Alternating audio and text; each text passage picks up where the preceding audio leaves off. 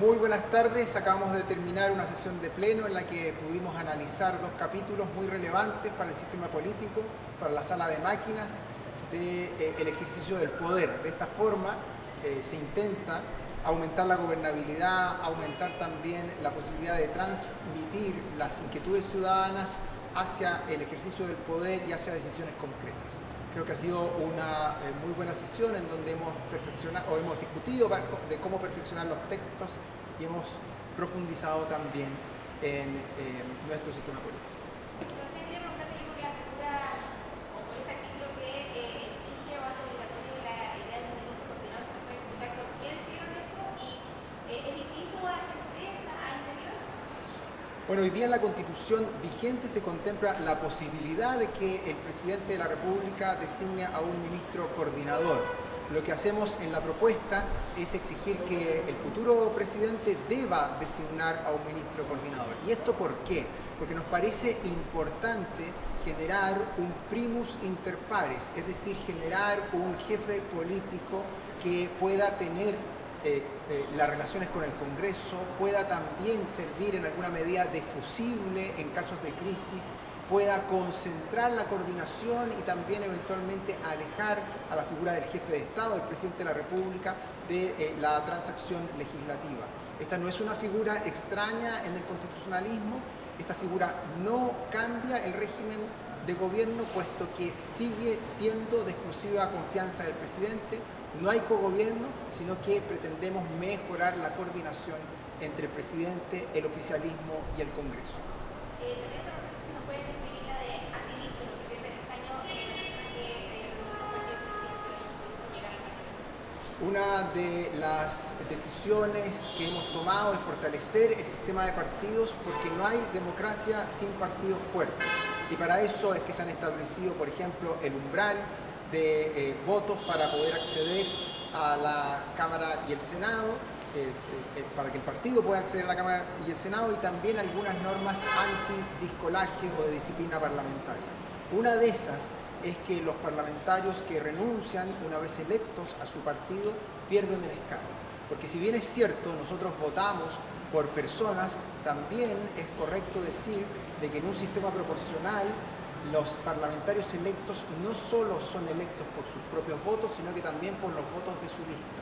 Y de esa forma requerimos fortalecer el sistema de partidos y exigir que no se salga escapando de un partido apenas es electo, sino que se pueda mantener en la decisión colectiva, en el trabajo conjunto de los partidos políticos junto a sus parlamentarios para llevar adelante la acción política. Por eso es que hemos propuesto esta medida, que es importante también decirlo, no es extraña en el derecho constitucional, en otras partes del mundo sucede lo mismo. Sebastián, ¿qué pasa por ejemplo con el tribunal electoral? También nos puede explicar un poco de eso y también si nos puede explicar cómo podría cambiar la composición, por ejemplo, de la Cámara si que está en servicio hoy en día. Lo primero que hay que decir es que el umbral electoral lo que exige es que el partido o la lista tenga un número de votos mínimos que es de 5% para poder elegir a sus candidatos. De esa forma entonces se promueven partidos más grandes, se evita la fragmentación que hoy día tenemos, donde hay 21 partidos políticos en el Congreso Nacional. Pero es importante también decir con mucha claridad que esta es una norma que opera para el futuro. No tenemos que mirarla con los ojos de hoy. ¿Por qué? Porque va a ser una norma que va a incentivar entonces a los partidos a reunirse, a hacer coaliciones o a fundirse a efectos de cumplir el umbral. Lo que sí es cierto es que es una medida muy utilizada en el mundo para fortalecer el sistema de partidos. Y es relevante fortalecer el sistema de partidos para facilitar que las decisiones políticas, que las decisiones de la ciudadanía sean transformadas en decisiones legislativas. La última pregunta, hemos visto que han aprobado con unanimidad, sin ningún voto disidente, todas las iniciativas sobre las que estamos hablando durante toda la semana. ¿Eso significa que no hay diferencias? ¿Se puede aclarar y cómo se viene la negociación final con la diputación? Bueno, lo primero que hay que decir es que la unanimidad que hemos obtenido es una buena muestra de que se puede avanzar, aún con discrepancias, pero alcanzando consensos sustanciales. Lo que ha ocurrido aquí es que ha habido una votación en general, es decir, sobre las ideas generales que están puestas en las iniciativas, pero hay muchas discrepancias. Estas se van a ver expresadas más adelante en enmiendas e incluso en los propios discursos en los cuales se han planteado diversas diferencias con algunas de las normas. Eso, con todo, no empaña que podamos alcanzar acuerdos, seguir avanzando y en estas 3 semanas que hemos trabajado, presentar iniciativas contundentes para en los 2 meses que nos quedan por delante seguir avanzando en perfeccionar nuestro marco jurídico y en tener una mejor y nueva constitución. Quiero agregar también un punto, si es que parte quizás de la falta de gobernabilidad que existe hoy en día en nuestro país, se debe también en parte a la gran presión de fragmentación política que se da en los gobiernos. Sí, a ver, efectivamente nosotros nos estamos haciendo cargo, tanto en el capítulo de Congreso como en el capítulo de Gobierno y en el capítulo que vimos ayer de representación política y participación, del problema que nosotros identificamos que es el más relevante, que es la fragmentación de partidos políticos en el Congreso.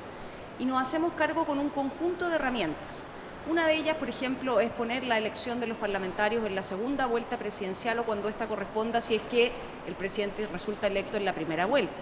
¿Qué hace esa norma? Lo que intenta hacer o busca el objetivo es que se conformen grandes mayorías en torno a la elección de la segunda vuelta y que en torno a esas mayorías entonces la ciudadanía elija a sus parlamentarios. Eso es una primera señal en torno a dar mayores certezas respecto de la gobernabilidad. Ahora, como eso también tiene la contrapartida de que el presidente pudiese contar con mayorías relevantes en el Parlamento, es que es importante no descuidar los pesos y los contrapesos. Y parte de esos pesos y contrapesos que están contenidos en el capítulo de gobierno tiene que ver, por ejemplo, con que tengamos una Cámara revisora simétrica con la Cámara de origen, un Senado que se renueve por parcialidades y los controles que eventualmente procedan a nivel de la Corte Constitucional. Respecto de la fragmentación, también se incorpora una norma del umbral, ¿ya? ¿Y qué es lo que estamos diciendo con este umbral? Es un umbral nacional que se aplica a los partidos políticos. ¿Qué quiere decir eso? Le estamos exigiendo para que puedan acceder a un escaño en el Parlamento, es decir, evitar la fragmentación en el Congreso, no necesariamente el multipartidismo, que es un fenómeno bien arraigado en nuestro país, pero sí en el Congreso que accedan a aquellos partidos que hayan obtenido a lo menos un 5% de votación. Y ahí esto aplicaría tanto para los cargos de la Cámara de Diputados como del Senado. Efectivamente, esto va a tener un efecto. ¿Y qué efecto nos lleva a eso? A que en el fondo hoy día hay varios partidos que no alcanzan ese umbral y que como partidos entonces van a tener que buscar en partidos que sí lo alcanzan eventualmente una fusión con esos partidos más grandes o bien alianzas entre esos partidos para poder incorporar a candidatos que hoy día pertenecen a un partido político que no alcanzarían el umbral en las filas de los partidos que sí lo alcanzarían. Ahora, esta es una primera propuesta. Yo creo que nosotros tenemos que ser, en nuestro trabajo, y así lo hemos dicho en la comisión, también receptivos a reestudiar, analizar, a ver si esos umbrales se mantienen tal cual, porque el objetivo no cambia, nuestro objetivo es hacernos cargo de la fragmentación en el Parlamento, pero ver si es que efectivamente es o no necesario en esta etapa introducir ciertas flexibilidades o si eso más bien queda a la etapa del Consejo Constitucional.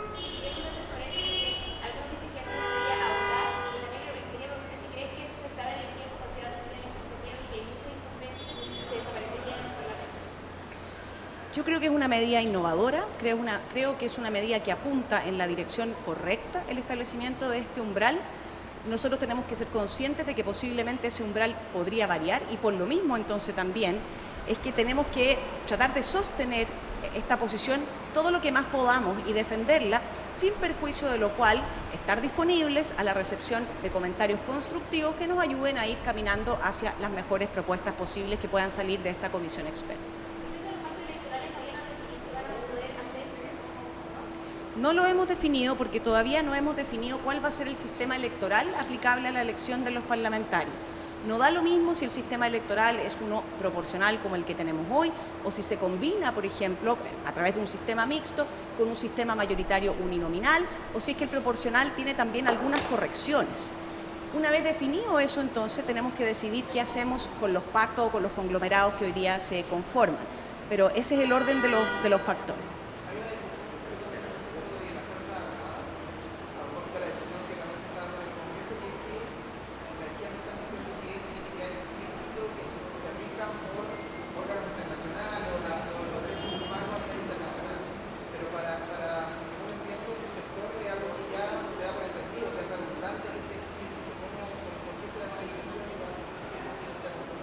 Sí, yo ahí no comparto los planteamientos que se vertieron hoy día por parte de los comisionados oficialistas, por así decirlo, porque nosotros en la regulación del capítulo 1 de los principios tenemos que todos los poderes del Estado, todos, y todos los órganos de la administración pública y en general todos los órganos que ejercen poder estatal, tienen que estar limitados por la Constitución y las leyes, y a todos ellos les aplica el respeto de los derechos fundamentales, no solamente a la Fuerza Armada, no solamente a Carabineros. Y por lo tanto, poner una disposición de esa naturaleza solamente en ese epígrafe de la Fuerza Armada y de Carabineros nos parece que no se ajusta con la regla general que está en el capítulo de principios.